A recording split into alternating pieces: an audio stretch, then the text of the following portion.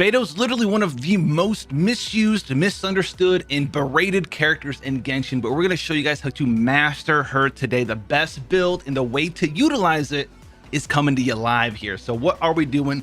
What are we focusing on for this build here? And Beidou's best thing, the thing that actually puts her up in the real actual tier list where people know how to use this character, is her elemental burst, Stormbreaker. So the entire build is going to be based around Stormbreaker. What is this skill?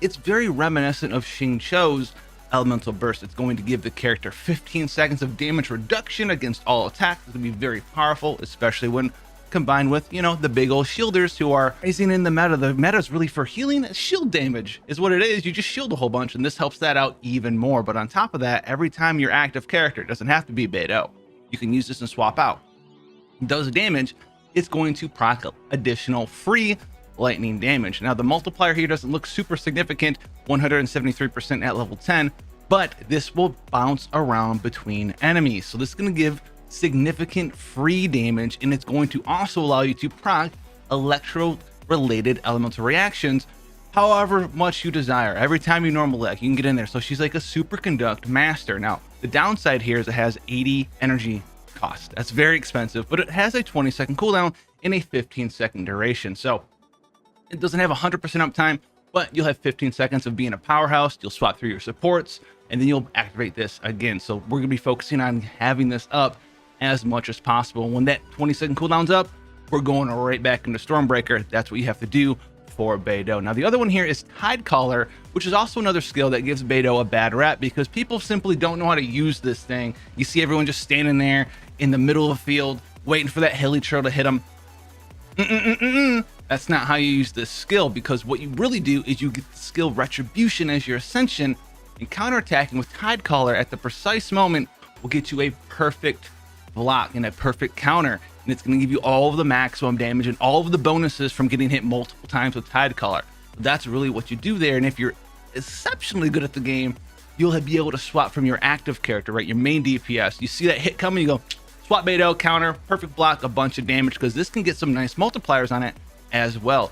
219% base at level 10, and then 288% bonus damage on hit, but this stacks up to 2 times, and if you perfect block, you get both of those stacks. So yes, you're looking at well over a 700%, almost 800% multiplier on an elemental skill. And because we're going to be maximizing Stormbreaker, which is an electro related skill, we're also going to be maximizing Tidecaller. Now stats and artifacts, I hear you say, what are we using here? So the sets that we're using, Thundering Fury 2-piece for that 15% electro damage, right? E and Q both do electro.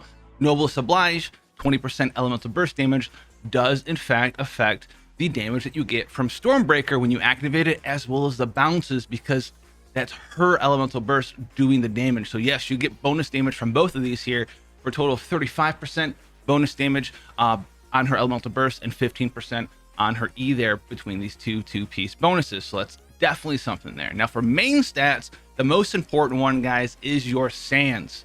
Your sands is going to be energy recharge. You need to have a ton of energy recharge. 180 to 200% energy recharge is where you're going to feel most comfortable at. The difference between that 20% is based on like how many monsters are you fighting, right? Is it Abyss floor with 5 people? Isn't it Abyss floor with 16 people? The more enemies you're fighting, the more particles that drop, the less energy recharge you need. But in order to feel super comfortable in most situations, 180 to 200% is definitely what you're aiming for there. Now the circlet here is another thing. Now if you have high crit rate substats from your flower, feather, sands, goblet, and the circlet itself, you're going to go ahead and use a crit damage circlet if you have really high crit rate rolls on all of your artifacts. Other than that though, you're going to be using a crit rate circlet because you need to get that 50-55%. Try to follow that 1 to 2 golden ratio as much as possible. A lot of you guys probably know that by now, so keep that in mind. Crit rate, never run like a 30% crit rate build. You guys can kind of figure it out there. Get 50-55% crit rate, then go for that 120, 130, 140, 150 crit damage build. But also don't forget to get some energy recharge in your substat. So that's going to be the substat prioritization there for you guys, right? Also, don't forget about energy recharge. You need 180-ish%. And this main stat, Pocket Watch, only gets you 51. So you need to get some more energy recharge in your substat. Something like this is pretty good. Attack percent, energy recharge, crit rate, crit damage. These are pretty okay things here. This one right here, very nice crit damage roll. And then the last golden question, what is the goblet going to be? Which is probably the most common question you get on these sort of disjointed characters like Beidou. But you were using an electro damage bonus goblet. This is why her normal attack on this account is level 1. I'm not using her for that. And she does way more damage in my party using her for her E and her Q when you master them. So go ahead, get that electro damage bonus goblet, get some crit damage on there, get some energy recharge, and it's going to be a good time for you there. So hopefully that's going to follow that up pretty easy for you. ER, electro, and then crit rate / crit damage depending on your substats. And substats themselves, energy recharge, crit rate, crit damage, and then if you get some little bit of attack percent there, that's going to be good for you. A weapon selection coming into it right away. Serpent Spine is going to be an amazing weapon for her, as it is for any other Claymore character as a 4-star weapon. Everyone knows that. One small caveat though for this sort of build, she's not in the field that often, so keep that in mind, right? She comes into the field, she uses her elemental burst, she leaves, she comes in, she blocks something with her E, she does damage, she leaves. She needs to be on the field for a pretty significant amount of time, 20 seconds to really get that full effect there. So you have to keep that in mind. You have to forcibly put her out on the field in order to get this out there for the support style build. So if you are using Serpent Spine on her, still really good. Got that crit rate on there, so it's gonna make it really easy to build. But just remember, maybe get in there, do some damage, get a stack, then leave, instead of just going in, going out, going in, going out. Otherwise, you're never gonna get any sacks from the Serpent Spine on your Beidou. Now, other weapons that I know I'm gonna get asked about here, and rightfully so, because energy recharge is something that we want. So what about the Sacrificial Greatsword? What about for the Favonius Greatsword? Now, if you had to pick between any of these, I would not use the Favonius Greatsword. It has a very, very, very pitifully low base attack. If you had to choose, go for the Sacrificial. If you don't have enough energy recharge, you really need to use an energy recharge 4-star weapon. Use the Sacrificial Greatsword. It's got really high base attack, the highest of all 4-star Greatswords right now in Genshin Impact.